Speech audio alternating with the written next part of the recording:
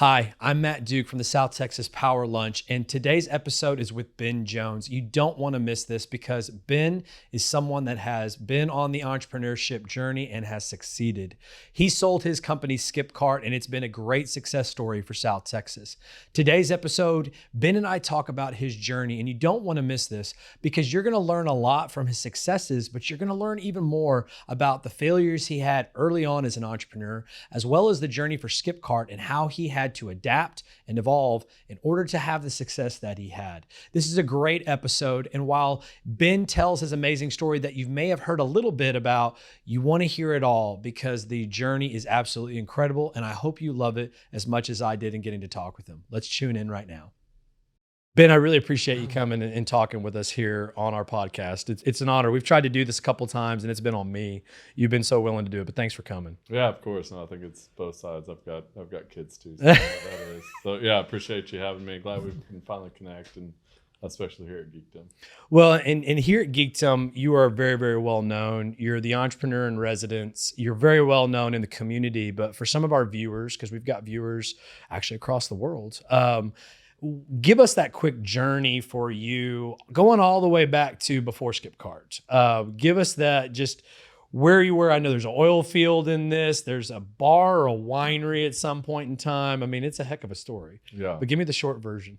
Yeah. So I grew up in West Texas, little town called Shallow Water. The reason why it was called Shallow Water is because you didn't have to drill very far to get to water. And actually, I grew up in a water well drilling family. So my family owned like a water well drilling company, service company up there. I went off to college. I didn't, there's Texas Tech there, right? And Texas A&M and obviously in College Station. My dad said if I stick around, I've got to work for him, right? So Tech is out. So I'm out of Lubbock. Yeah, so I'm out of Lubbock. Had some scholarships.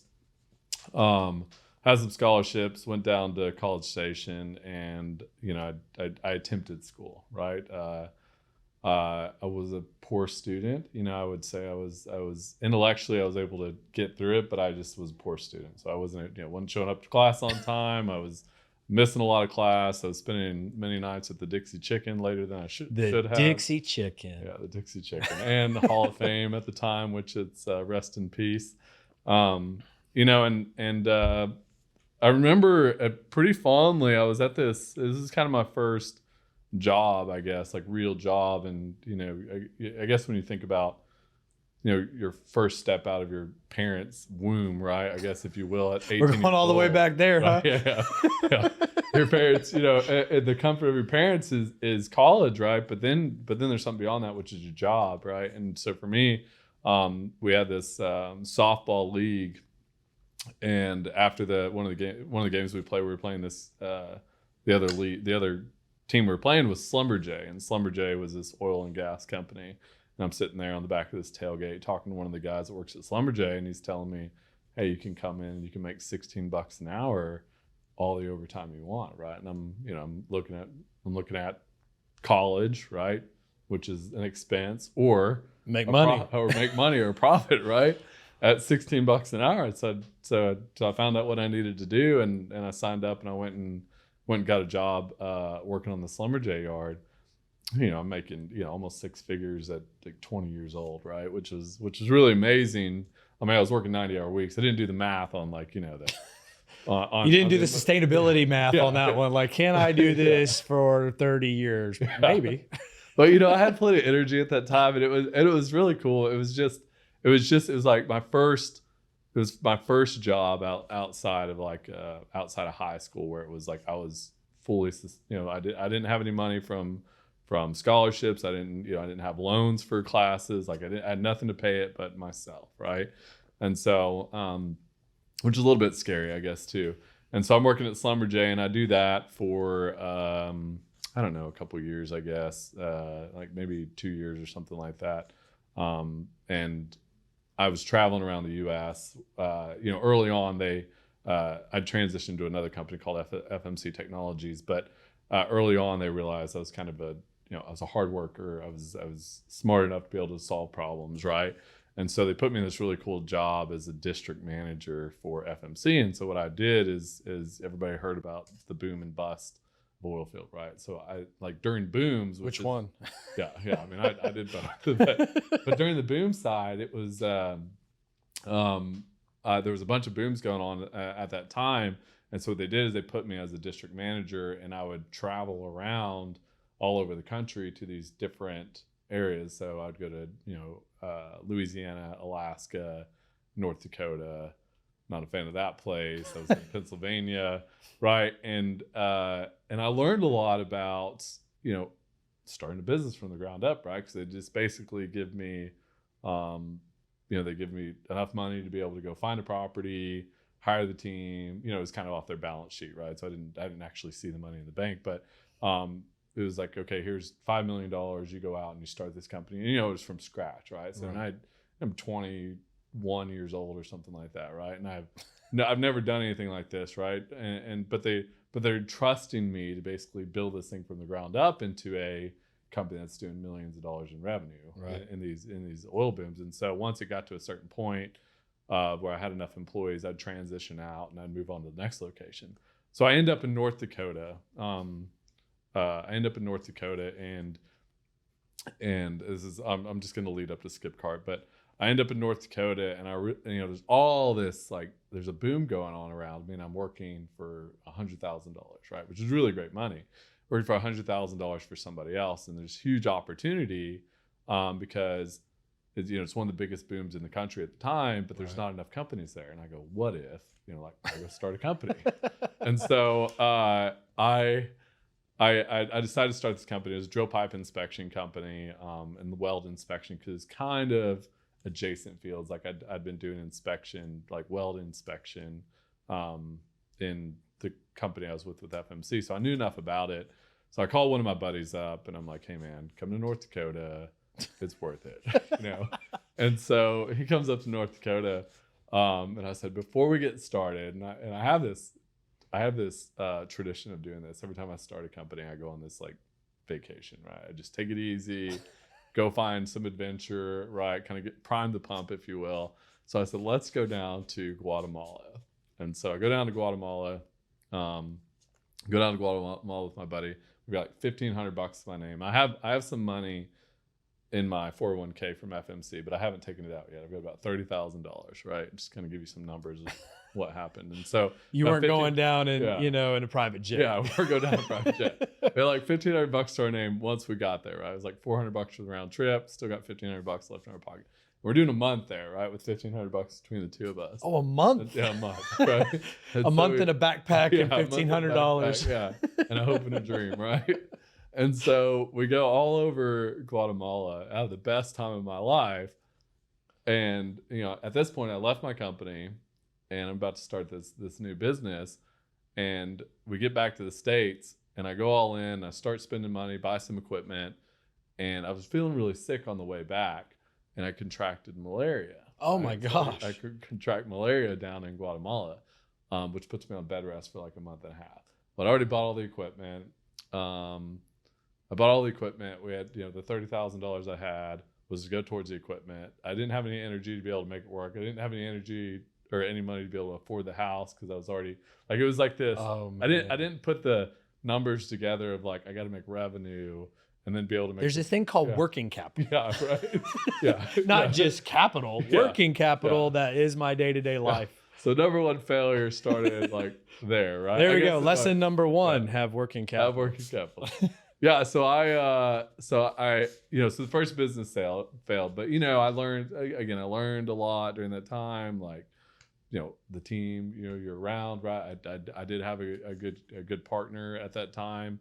Have working capital, but I did learn about opportunity that existed, right? And I think that was the greatest thing that I learned is like, if you see the opportunity, right, that exists, there's a need, focus on the need, and then figure out how to fill that need, right? And we did with just malaria, working capital, didn't make it work out. So I had my first failure. So I got to move back, like 24 at this time.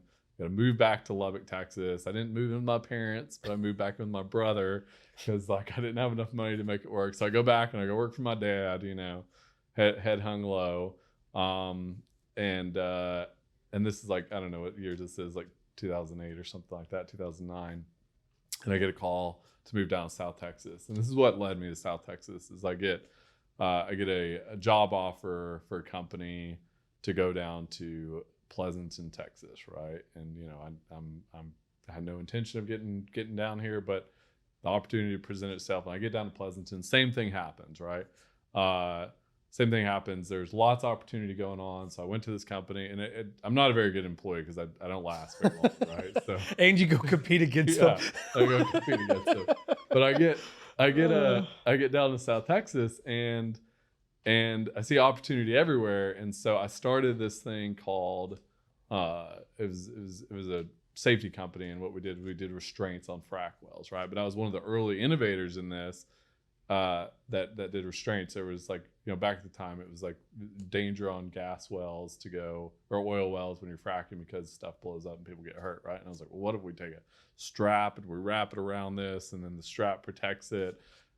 And it was like, it wasn't anything super innovative, but it was innovative enough to where somebody ended up buying the company. Hey, neither is a doorstop, but we have them everywhere. No, that is true. That is true. Innovation everywhere. The fidget spinners, right? That's right. Fidget spinner. Oh my gosh. Yeah, my idea lasts about as long. But I ended up selling the company, right? I ended up selling the company as my first big success. And I had a lot of stuff when I was younger. I've always been a tinkerer, like a innovator, entrepreneur, I guess you want to call it. I didn't know it was called entrepreneur back in the day, but I've always done stuff like that. And I had my first success, right? And so what do? I go put it all back into another company. I'm like, you know what? I'm going to double down. I'm going to spend every dime I have and put it back. Sounds like this tradition. There's a lot of traditions with your companies, right? So I put it all back into this company. And this is I don't know, 2016 at the time, I guess is when this is. And I started another company, and it's a transportation company around frac, oil and gas tanks, right? So, and with it, all my investment tanked. Everything just was everything went under. Business went under, and I was stuck, with no money. And so I'm like, okay, well, lesson learned again. Save a little bit for a rainy day, right? And I think I've learned a little bit of that lesson today, but it's still not figured out if I fully solved it or not. And so I get to I had a sister living out in Fredericksburg. I didn't move in with her this time, and I'm like, I'm just gonna get out of oil and gas. And I start trying to get a job, right? And I'm doing my resume, and I'm like, well, I'm smart, but I don't know how to put that on a resume. I'm job a employment, worker. none, but owned a lot of things. Yeah, it's smart, work hard. I'm like, that's all I got, right? Hey, now Chat GPT, that's all you need, I know, right? Yeah, I didn't exist at the time, right? So I'm over here trying to figure out how to get the right font on Microsoft Word for a resume, and I can't get a job. I applied everywhere. I applied Tractor Supply. I applied everywhere to get a job, and I couldn't get a job, right? And it was just this, and I've learned a lot about how to apply for jobs now at this point, right? You got to stick out, but I just realized look, I've got nothing going for me at this time. And so I'm in Fredericksburg, and I'm like, all right, let's look for some opportunity, right? And I see there's a big boom in wine business, right? There's a big boom in wine business out there. So I'm like, okay, I'm going to go start a wine bottling company, because that seems to be the need. Is there's wine, they need it bottled. I'll go do the bottling. So I teamed up with somebody who had a trailer, did the wine bottling for a little bit. It's very seasonal, right? But at this time, I've got kids on the way, right? So I end up getting Fredericksburg. I'll just say it. It's a rapid fire. Got married, rapid fire, right? Like everything in life, just jump on the opportunity, right? We all have stories on those things. Not had the kids, and so I was like, okay, I got to get serious about it. And so there's this old property in Fredericksburg that's on the west side of town. It's basically a junk barn, right? Well, they call it antiques. I call it junk, right? It's full of antiques. Wow, there really are legitimate antiques, and then there's just junk. Yeah, that's true. But for me, I've learned that antique. It's in the eye of the man. The owner, my furniture over here is getting a little offended. Yeah, that's a little more. That's nice. Thank you. It's nice joke. So it's a nice joke. So there's this old property. It's just full of stuff. And I go, you know what? There's nothing on this side of town. I'm going to go turn this into an event venue bar. Right. And so I didn't have a lot of money. I had a little bit of money left over, from another venture I was doing. Right. And I was like, I'm going to go put this into the bar. And it was like $60,000 or $70,000. And I go throw it all into the bar. But I didn't have enough money to hire contractors. So I learned to be an electrician, which you have to be licensed for, a plumber. I was about to say, are we going to have a story about code at any point in time? Yeah, no. I am a lawyer. Yeah. I don't recommend that you do electrical work or anything that's a licensed, service on your own. You'll never get it. Yeah, amen to that. Yeah. So I just wasn't. I was like, this is what I got to do. And, it was exponentially expensive to get stuff done there. And so I do this whole project and I get all these antiques out of this property, and this beautiful property on the west side of town turns it into like a bar, right? And then it becomes a dive bar, right? Which is the dread of maybe not any person that wants to start a business, but it's a dread if you actually want to make money, right? It's the worst thing that could happen. I don't know. Dive bars, they drink a whole lot of beer. It's cheap beer, but they're still drinking a lot of it. You got to drink a ton to make money, right?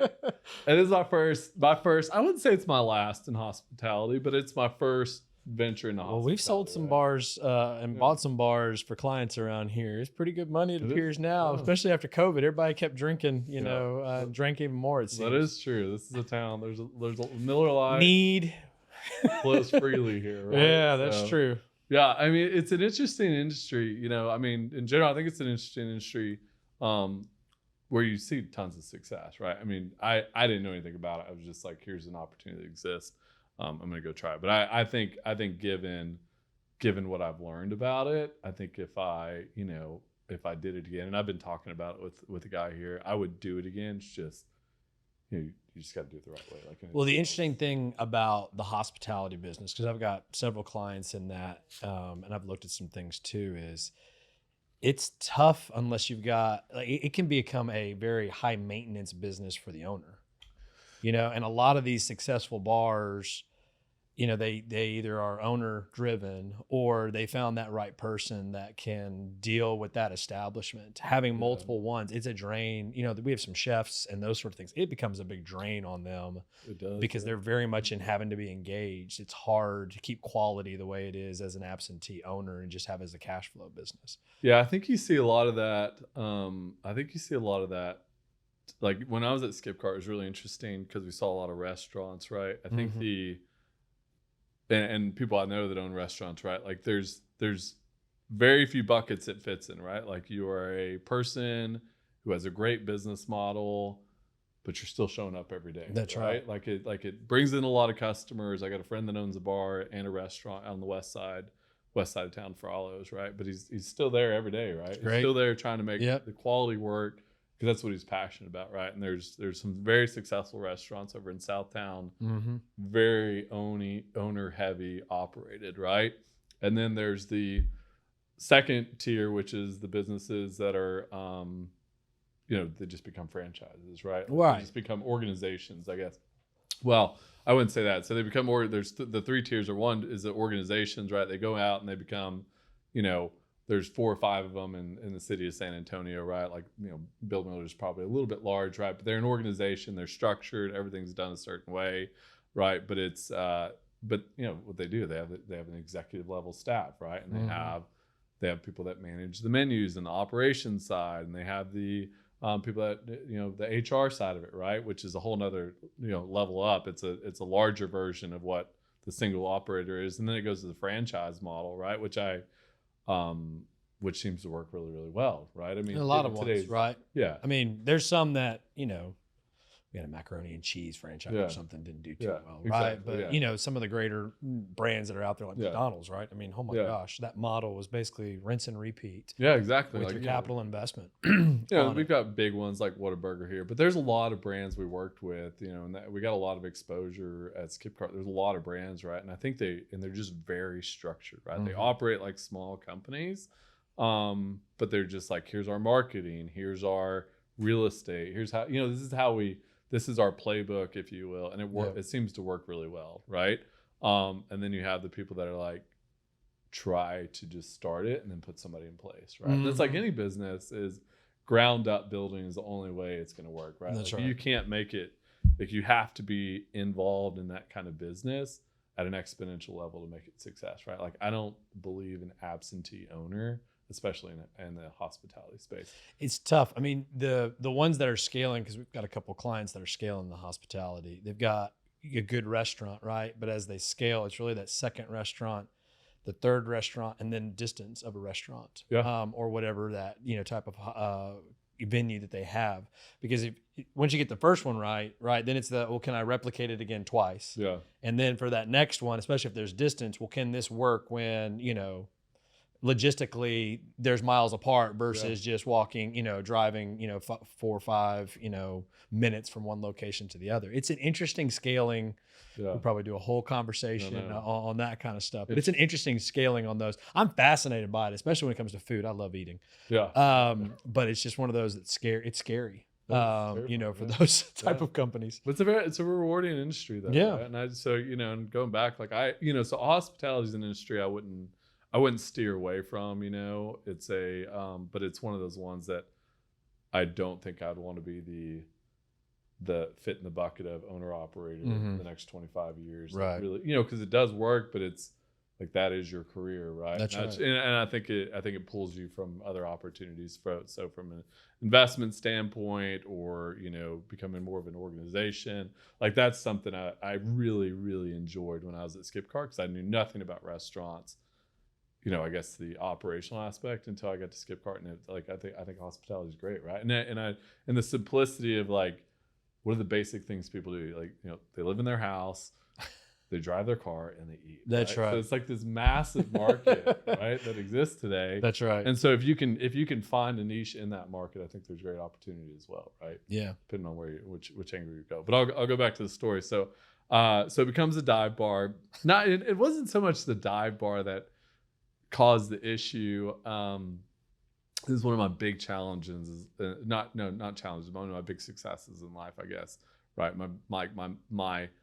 my going, David versus Goliath, I guess, if you will, is and this is what I knew. This is started when I started learning about my capabilities. Right, I guess as an individual, I get this. The cops started showing up at the bar all the time. Like at 10 o'clock, they'd show up and they'd say noise ordinance, and they'd get this little scanner out and they'd scan it or whatever. And they'd be like, all right, you're, whatever decibels, right? You're good.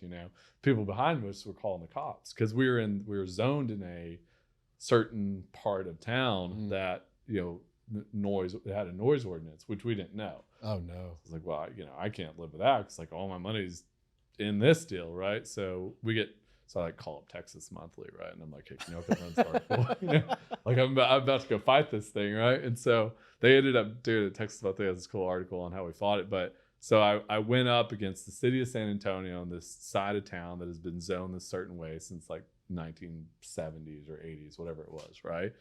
And I was like, you have to rezone us into commercial because if you don't, then my business dies, right? Because I have to shut off. I'm a music venue or a bar that has music, and I have to go past 10 because people come start drinking at 10, right? And so we fought it and we won, and it took probably 3 or 4 months to fight it, but we did win. And so I was able to overcome a lot of adversity during that time and realize like, look, you can just be a single person and do a lot of things, right? Like that was a big aha moment that I didn't realize was an aha moment for me about like my capabilities. I mean, even though it seemed kind of small, right? Sure. And so we were, so the bar with that happening, having to shut down during those times, I ran out of money again. And then I got into retail right around this time. I was like, okay, I got to get serious about stuff. And I was like, I got into retail and I started supplying. I did this like knockoff for cups, right? I did this knockoff for cups, and and it started working out pretty well. And I got this contract to sell online for Walmart, right? And it was huge. Like it was Walmart when they first, so Walmart had bought jet.com, right? Okay. Walmart got into e-commerce, which is right. Walmart is the behemoth it is today. I think Mark Laurie is a little wild in some of his aspirations, but I think he turned Walmart into the organization it is today, right? By focusing on e-commerce. But Right. I was one of the early guys into that, and my e-commerce sales like shot through the roof, right? Like direct to consumer shot through the roof. It was a knockoff of Yeti, right? Like this cup. And it shot through the roof, and I was like, "Oh, there's like a lot of people out there, right? like I don't need to worry about Fredericksburg. There's a lot of people in the e-commerce world." And I didn't know anything about it, right? Because I went from oil and gas to just like surviving, Right. And I realized like there's this huge place in consumer spending, right? And the business did really well, and then I get a shut down your business, cease and desist. I was gonna say, did you ever get one? Yeah. All So I got a right. cease and desist, along with like everybody else. Lawyers, we hear the story a little Yeah. bit different. We're like, Yeah. oh man, it's coming, isn't it? Up there it is. So that happened, but regardless, right, I get the cease and desist to shut down, right, my business, or to stop selling. I was like, okay, well, I'm not going to fight that, right? I don't have any money to fight this. I don't have the kind of money to fight Yeti, who did the cease and desist. And so I ended up shutting down the business, but it didn't really matter to me because it was like I learned a lot again, right? Like everything is failure for me is just it's learning, like, right? Everybody's going to say it the same. Every successful person or unsuccessful, whatever it is, it's like you learn from your failures and you adapt, right? And hopefully Right. you don't do it again, right? Which I still do a lot of the same stuff again, but I've learned a lot about the foundational part. And so I got to this got me into retail in the first space, and then this is what led up to Skipcart. So No. So let's talk about Skipcart. yeah. First, if I remember right, after that, you have to pivot again to then you tell us about the birth of Skipcart, because I think it's fascinating. Yeah. So It's almost like the diapers thing for the diapers.com people when I actually read the story off of that, which also fascinated me. yeah, it was really interesting. So I'm at CrossFit, right? Not watching, participating. And I'm at CrossFit, and the guy next to me is a store manager, and or like a department manager. We're sitting there talking and just about HEB at the time, and who's his employer, and he goes, "I just got out of this meeting, and they said," and I don't know who the CEO is at the time of HEB. He said, "Amazon's the devil." And I'm like, "Well, that's interesting. Like, why?" And he goes, "Well, Amazon just bought Whole Foods, and HEB is freaked out about Right. Amazon getting into grocery, right? Right. Like, because it's huge, because Amazon does most things well, right?" And I go, "Well, that's really, for me, that's really interesting." I'm in the middle of like, doing some like burpees or something, right? And I'm like, this is really interesting, and that this giant company who is HEB, right? This giant corporation who again, you don't really think about that kind of stuff, but this like big companies are scared of failure too, right? And they're like, we don't want to be the next Bed Bath and Beyond, right? I know that's recent, but like because of somebody else out iterating Right. them. And so I think about this, and it really resonated with me. Like, okay, well, if they're scared of Amazon, that means they have a problem they need to solve. And so I start looking at grocery delivery, right? And so I didn't know anything about venture funding.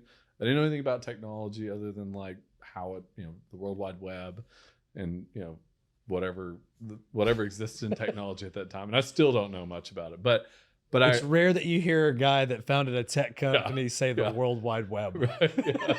That's true. That's still around. Yeah. In some form or fashion. It took me a while to figure out you don't have to type in www dot. Hey, actually, I'm on the same bucket. I think I learned that about a year ago. Yeah. So I realized that there's an opportunity in grocery delivery to basically turn HEB into a e-commerce store, right? Which is go digitize it, put all their products right on this app, and then from that app, customers go shop for it, right? And then just take a percentage of the cut. That was my business model when I still have this little book that I carry around with me. That's not here. It's another book I have that my ideas go into, right? And I remember the first iteration was like, this is what the model looks like, and I have it all sketched out. And then I go start researching, and then shipped, and Instacart like beat me to the punch, right? So I didn't know it, but I didn't know it existed. And I'm like, okay, well, these guys are winning. Maybe I'll just compete with them. And so I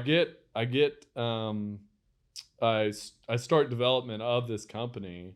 Well, let me go back a minute. So what I did is I was like, I'm going to go prove out this model, right? And so I go on Gmail, get a website name. We didn't have a website, but I went and got a a name, domain name. I got a phone number, like one of those Google Voice numbers, and a Facebook page, right? And we called it Skipcart. Yeah, we call it Skipcart from the get-go. Yeah, we do. So we call it Skipcart from the get-go. And I started getting these orders in, and what people would do is they'd call. So this is like Shipt and Instacart aren't in Fredericksburg, Texas at this time, right? Right. And so, I'm trying to build the foundation of what I think Skipcart is going to be. And so people would call in and they'd do these orders, and I'd write them down on this notepad, and I still got pictures of it, right? And I write it down, these orders, and they're like, okay, I want a gallon of milk, some diapers, some of this ravioli, all that kind of stuff, right? And they're spitting this thing out. And so I'm like, okay, I'm going to go shop it. And what I do is I had this square reader, and I would go out, shop it, and then I'd mark it up a certain percentage, and then I'd go to their house and swipe their card, right? But orders volume started increasing exponentially, right? Because we were the first grocery delivery in town. And so people would hit us up on Facebook, through our email, through our phone number. We're getting all these orders. So I had a good friend of mine, Josh, he owned a bike shop in town, and I was like, hey, can your mom start doing some shopping for me, right? So she would go, she was retired, but she'd go out and she'd start doing the shopping. My wife would do the shopping. We're just out, and I'm over there like shopping with my kids, my twin daughters, and we're shopping for groceries and marking them up, and like there's super good margin on this, right? But this is not sustainable, right? Like I can't just keep doing this. And so I went out and I started looking for a co-founder, and I found this guy who'd been he knows what technology is, right? Like he actually knows real technology. He knows about the World Wide Web. Yeah, he knows a little bit beyond the World Wide Web, right? So he actually understands what it takes to build a company, because he had some companies that had been built, and companies a early part of, not founder, but sold to Dell, right? So he understood what it took to build a company. So I chat with him, and it was a guy I met at a football game. And he goes, okay, so what we need to do is we need to go build this product to what I was saying earlier, is to where all everything goes on the website and gets shop, people go shop for it. So we found a company to go build this product, and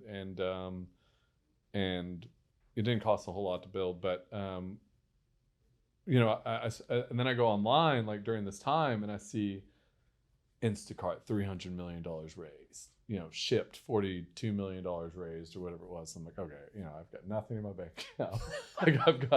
I don't know how to raise money at this time. And so this is a terrible idea, because we don't have a product, and the product we do have, we're not going to be able to compete with a company that's got hundreds of millions of dollars, which I learned a lesson that you can do anything, right? But I was like, we have to switch up the business model. So we basically scrapped the whole entire product, and I go, let's do something different. And so I start looking, and at this time, HEBDU was just getting in its early days, right?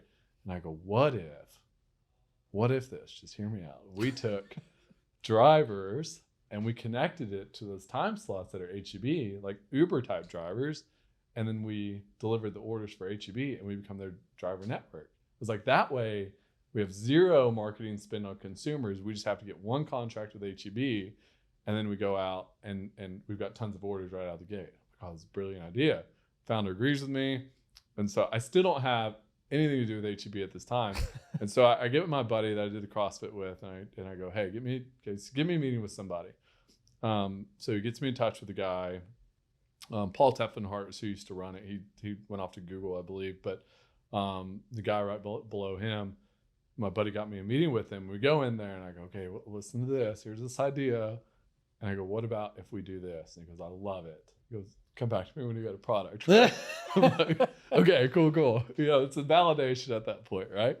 And so we start building this product, which is, which Skipcart, what it did in simple terms is we would connect through an API, whatever the grocery order, food order, to our network of drivers at whatever drivers were available at that time, and then our drivers would deliver the order, right? Well, that became what we wanted to do, but in the early days, we didn't really have any money. And so I was like, okay, we got validation from a $25 billion company that this is going to work. So, I'm like, okay, now I got to go raise money. Didn't know anything about raising money, didn't know anything about pitch decks. And I started like calling people up. Found a couple co-founders. One of the guys was a CEO for AIG way back in the day, super smart guy. And he kind of, he really was like my role model during this time, supported me, like understanding how to raise money. And so I started calling people up, getting checks from friends and family and stuff. We raised like $500,000, right, to go build this product. I hit up everybody in San Antonio, and they're like, "You're crazy! Like, you can't go compete with, Instacart and ship." But we did raise friends and family, and so we built our first iteration of the product. And we go present this idea / product to HEB, and HEB's like, "We love it. We want to sign a contract with you." Yes, that sounds great. So HEB signs a contract with us. We're supposed to start working for them like sometime, and just let me know if I'm going on too. No, you're good. You're good, man. Keep going. So HEB tells us we're supposed to start sometime in like October, November, right? And what we have is this product that basically is, it's an app, but it's a really sketchy app that's kind of thrown together.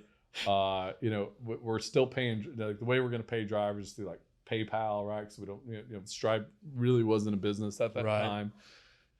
And so we're scheduled to start, and then I get this announcement that HEB buys Favor.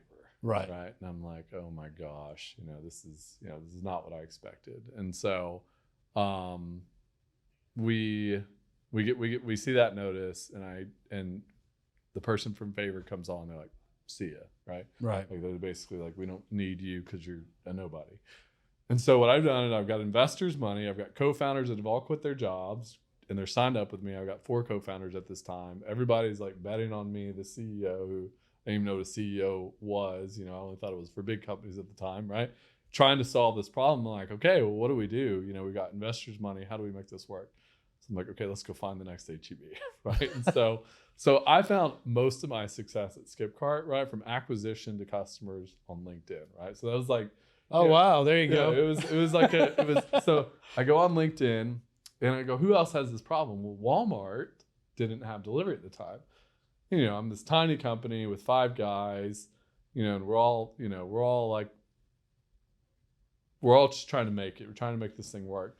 And so I start emailing the CEO of Walmart, like, over and over, and his secretary basically says, or assistant says, like, "Stop bothering him. Like, I'm going to give you the name of this person who's in charge of e-commerce." And, it amazes me, and this is 2018. It amazed me in 2018, like, Walmart, the biggest company in the world, still doesn't have delivery solved, right?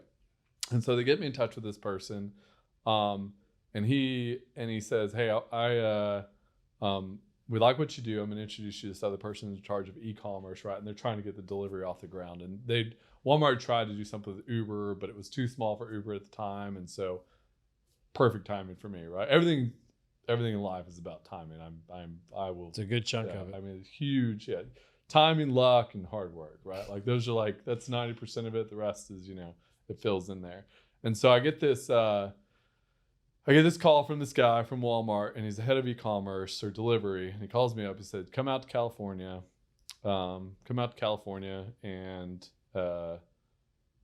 we want to look at your product." And we didn't have a full $500,000 in our account this time, right? And so we get out there to California, don't have a whole lot of money left, and he says, "Okay, here's what we got. This is what we're thinking about at Walmart, and we want to do delivery.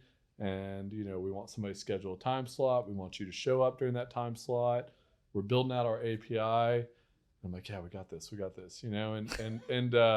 he goes, "Can you do this?" I said, "Yeah, of course," and we can't, right? I mean, we just like, like any good startup. He's like, "I could do it in Fredericksburg." Right? I get my friend's mom to deliver, as long as you don't leave there. And you use phones. That's right. And the World Wide Web. And so I get this. So he goes, I love it. And we had enough of the product to be able to make it work. Like, I mean, we it wasn't full truth that we could do it, but we were mostly there, right? Like we had the ability to do it. But that's part of it too. A lot of these early on, when you get that first break, it's not as clean. I mean, it's got some bugs. So broken. It's got some bugs and some cobwebs and some dead bodies that might be in those little things.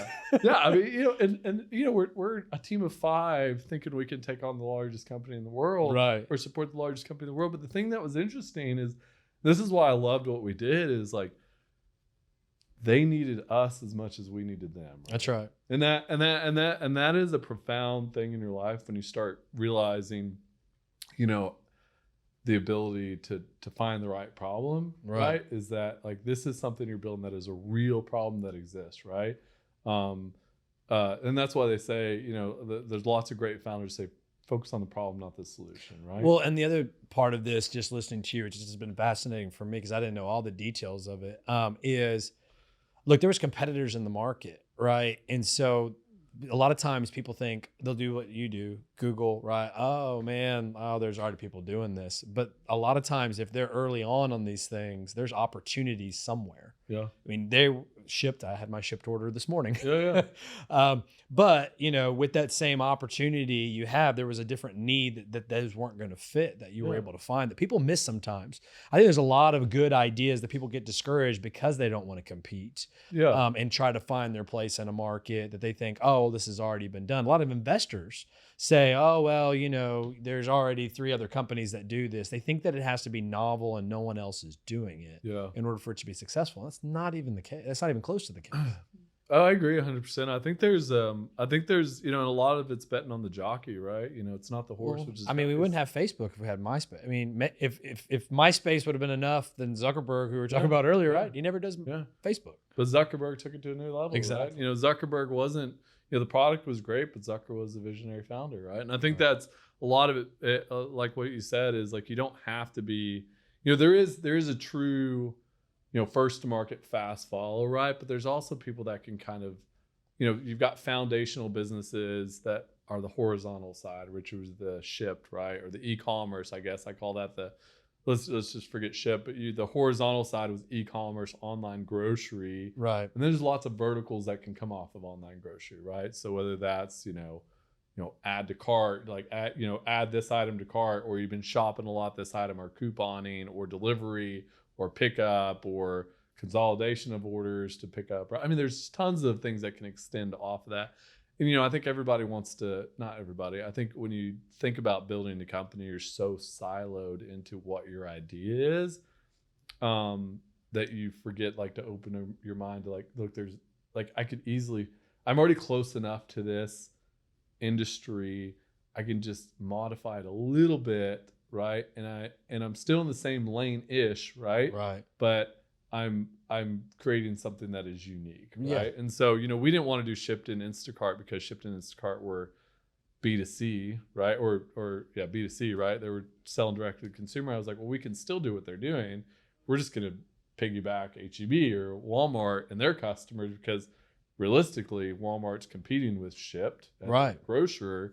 And we want to, and they're bigger too. Yeah, and and there's zero marketing dollars. Right. They spent 60 years, 70 years, whatever it is, building their customer base. And so I think as a founder, you do have to adapt really well, right? That's what the word is pivot, right? You got to pivot. Say that right around here. I kind of want to have a button that has the friends pivot in there. We use that a lot. Yeah, that's right. I mean, but pivoting is so vital to a company's success. And I think you have to really, really, when you're building a company, you have to be able to really focus on the vision of what your journey of the goal, like the end goal, the North Star, right? But you got to be really flexible with the details to get there. Well, it's so, again, lawyer, but also more on the business side for me, innovation is an iterative process, which is what people say, and it's the truth. But if you don't have your North Star, right, there's failure. Process, that moves you forward and then you go backwards, and then process that moves you forward and you go backwards. And sometimes you do have to move that North Star. Yeah, exactly. Right. Yeah. And, but sometimes like this, I mean, you didn't pivot your North Star, you just slightly changed how you were going to get to that North Star. Yeah. That people miss too. So anyway, it's a fascinating thing. A pivot. I think of a pivot like we were going to do this and we went and did this. Yeah. Yeah. It took a hard right or a hard left versus that iterative process that gets you something to a place that wasn't linear. It was more of a curve. Yeah, I think that's true. And I think that's true. And like, we didn't really, I'm proud we didn't have to really change our whole entire business model from going to like, selling lemonade to building race cars, right? Like that was like it wasn't a huge I have a client that does race car tracks and has a lemonade business that bottles it. So that's funny. I like it. So I mean, but it's a really interesting journey on the pivoting side, but it's such a pivot, iteration, whatever you want to call it. Yeah. Evolve is what you have to or do. die. Or die, right? Evolve. Darwin told us that one a long time ago too. And it still so holds today. As we go through all this, I mean, the journey to get there, what was the major part that put you where you felt that you were on solid ground? Excuse me. So I would say, and I go back to validation, right? When you have such a big company, such as HEB, validating your idea, right? Like that was enough gas in the tank for me to say like, this is it. Like, this is like, we're on to something, and a lot of times you don't, I think we were really lucky in that validation. Right. I don't think you get validated all the time. I think there's like crazy founders out there that just like, well, I'm going to make this work no matter what. Right. But like nobody validates it and they don't validate it for years. And there's many stories of that, but you go back to Airbnb, Airbnb's like had 4 or 5 times they tried to launch before they really became Airbnb.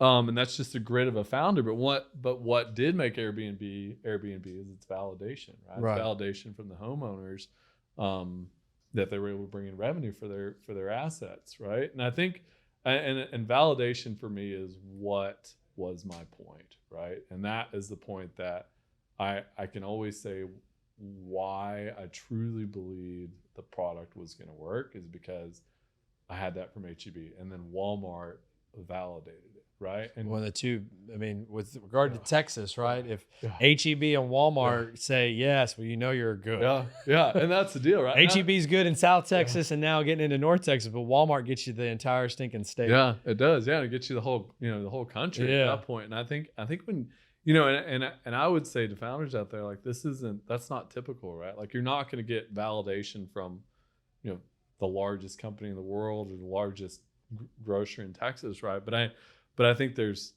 businesses that will validate it. There's peers that will validate your business. That's, there's professionals, right? That's why you have advisors on your company. It's like, these are who do validate your ideas, right? Well, and Geekdom does a great job. As we said at the beginning, we're here at Geekdom, with regard to their education and workshops around product market fit, which you've talked a lot about, right?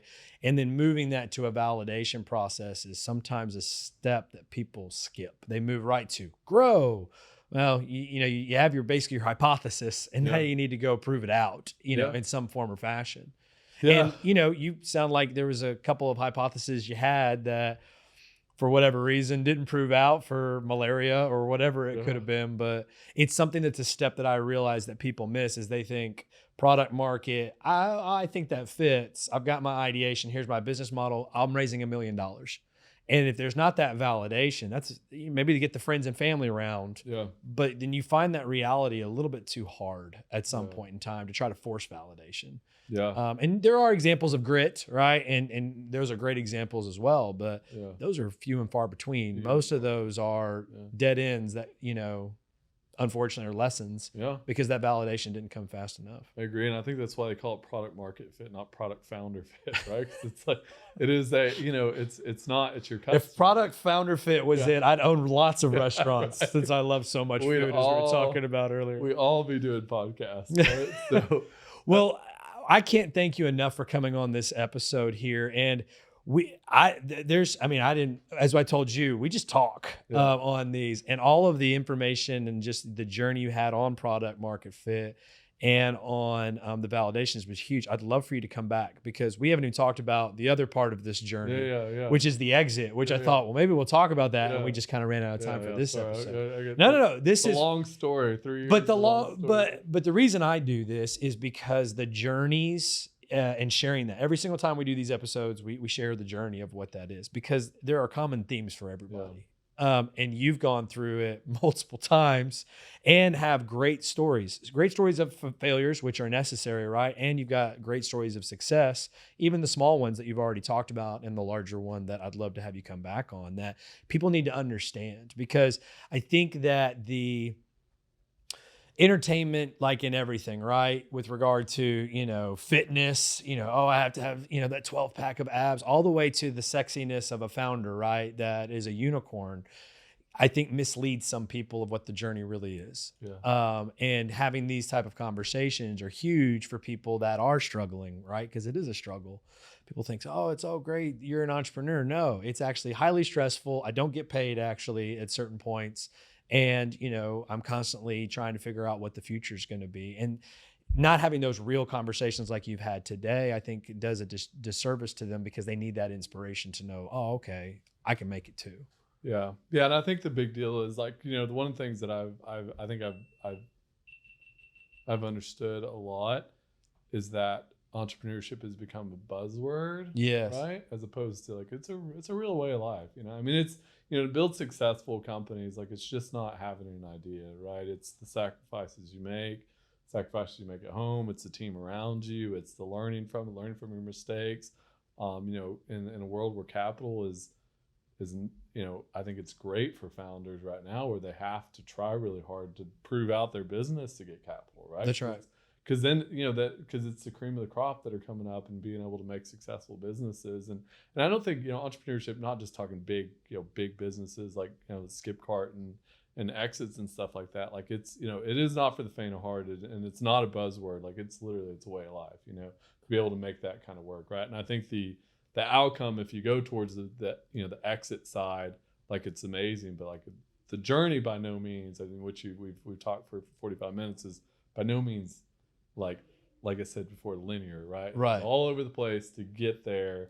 But as long as you continue to focus on that goal and know what you're passionate about, like I think I mean anybody's capable. Like I didn't go to college, or I didn't finish college, right? I mean, I just like your average Joe. I just just kind of focused on a goal and kept with it and was able to make a success. It's a great story. And I do hope you'll come back for another episode so we can talk about the exit and everything else. But this has been fascinating. Thanks so much for coming by. I appreciate it. Thanks a lot.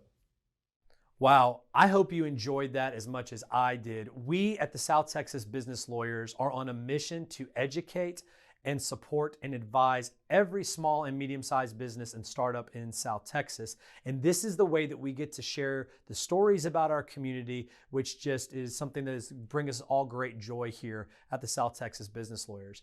If you've got a second, leave us a comment. Let us know if we're providing value. Like us, join us on Facebook, join us on social media. Again, we are out there providing free content for you, so that way you can be proactive with your legal needs. We'll see you next episode.